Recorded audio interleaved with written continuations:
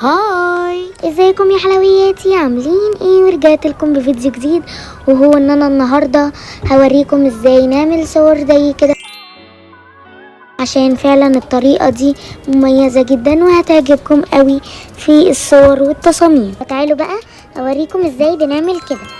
اول حاجه هنروح عند برنامج شات جي بي تي، وهي دي صور. طيب بالنسبة للناس اللي أول مرة تنزلوا، لازم تدخلوا الإيميل بتاعكم، ودي حركة سريعة قوي. بيقول لكم اكتبوا الإيميل، انتوا مش بتكتبوا، انتوا بتدوسوا بس على الكيبورد كده بتلاقوا الإيميل اتنسخ. فهي الموضوع سهل قوي، فعشان يقدر يعمل لكم الصور بس. وهي دي بقى العلامة اللي انتوا المفروض تدوسوا عليها، على حسب بقى الموبايل بتاعكم ايه، بس هي علامة البلس دوسوا عليها. طيب هي دي الليسته بقى اللي هتظهر لكم. طبعا عشان الجهاز ده انجليزي ما بيكتبش اي حاجه عربي، فهكتب كل الكلام بالانجليزي، بس انتوا بقى بدل كلمه فوتو هيظهر لكم كلمه معرض الصور وكل الكلام ده. المهم هتدوسوا على كلمه فوتو دي. المهم هيدخل لكم على معرض الصور بتاعكم، وطبعا الصوره بتبقى يعني واخدينها سكرين شوت.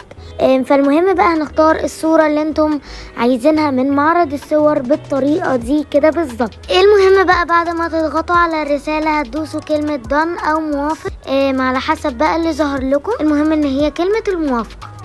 طيب يا نورين، اكتب ايه في الرسالة بتاعة الشرح علشان الرسمة تطلع حلوة قوي كده، علشان انتي بتعمليها حلوة جدا؟ هقول لكم خدوا الرسالة دي كوبي بيست وابعتوها للشات جي بي تي بتاعكم مع الصورة، هيعملها لكم.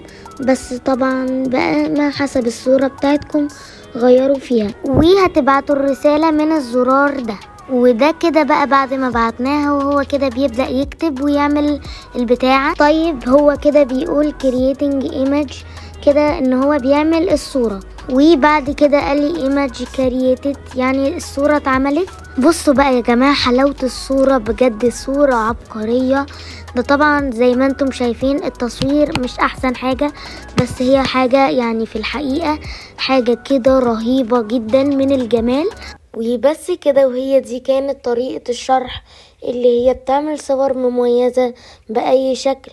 فلو عجبتكم ما تنسوش تحطوا لايك وسبسكرايب، عشان ده بيفرحني جدا. سلام.